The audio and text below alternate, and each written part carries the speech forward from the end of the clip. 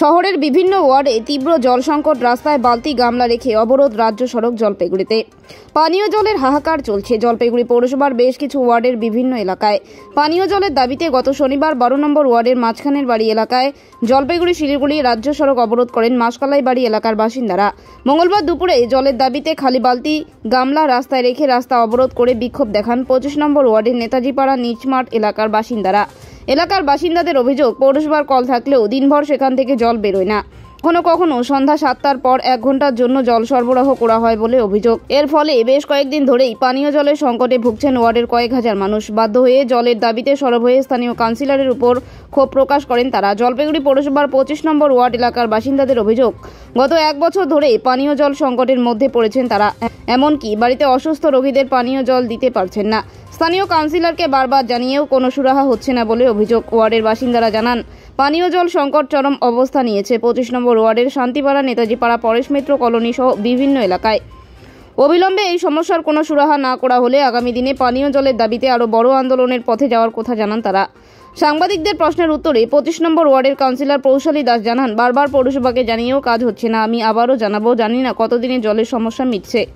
দিদি, আজকে আপনার ওয়ার্ডে এটি জলের সমস্যার জন্য তারা দীর্ঘক্ষণ পথ অবরোধ করে রেখেছে এবং তারা একটা অভিযোগও করছে যে ভোটের সময় ভালো মতোই জল পাওয়া যায়, ভোট ফুরিয়ে গেলে আর কাউকে দেখা যাবে। জলের সমস্যাটা আমার ওয়ার্ডে প্রায় বছর খানিকের বেশি সময় ধরে চলছে। বিশেষ করে নেতাজিপাড়া, পরেশ মিত্র কলোনি এই চত্বরে জলের খুব সমস্যা। কলের নল দিয়ে জল পড়ে না, রাস্তার কলগুলো দিয়ে, এবং বাড়িতেও ঠিকমতো জল ওঠে না। তো আমি বারংবার, তারা আমার এলাকাবাসী যেরকম আমাকে জানিয়েছে, আমিও বারংবার সেভাবে জল দপ্তর পৌরসভাকে আশ্বাস দিয়ে সমস্যাটা সমাধান হবে।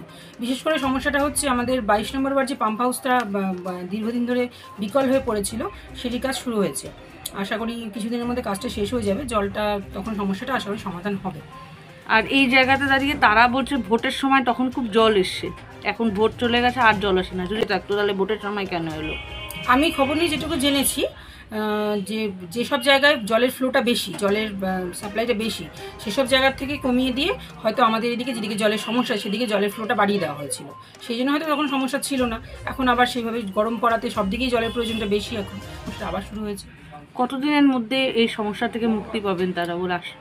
আমি তো পৌরসভাকে বারংবার জানিয়েছি আমার মতো, কারণ আমার এলাকাবাসী যাদের জন্য আমি এখানে বসে আছি, তো তাদের সমস্যাটা সবার আগে আমার কাছে।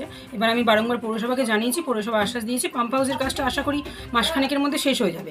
তো সেটা শেষ হলে জলের সমস্যাটা কিছুটা মিটবে, এবং বাড়ি বাড়ি জলের প্রকল্প সেগুলোর কাজও আমি ওই এলাকা থেকে শুরু করে দিয়েছি, যে এলাকায় জলের সমস্যাটা বেশি। তো এই কদিনের জন্য আপনি কি ব্যবস্থা নেবেন ঠিক করেছেন? এই কদিনের জন্য ব্যবস্থা বলতে, আমি জলের ট্যাঙ্ক কিন্তু ভোটের আগে এবং ভোটের পরে এখনো পর্যন্ত জলের ট্যাঙ্ক যে সব জায়গায় ছিল, মানে আমার যেখানে জলের প্রয়োজনটা বেশি সেখানে জলের ট্যাঙ্ক কিন্তু দেওয়া হচ্ছে, এবং আগামীতেও যতদিন জলটা প্রবলেম থাকবে ততদিন দেওয়া হবে।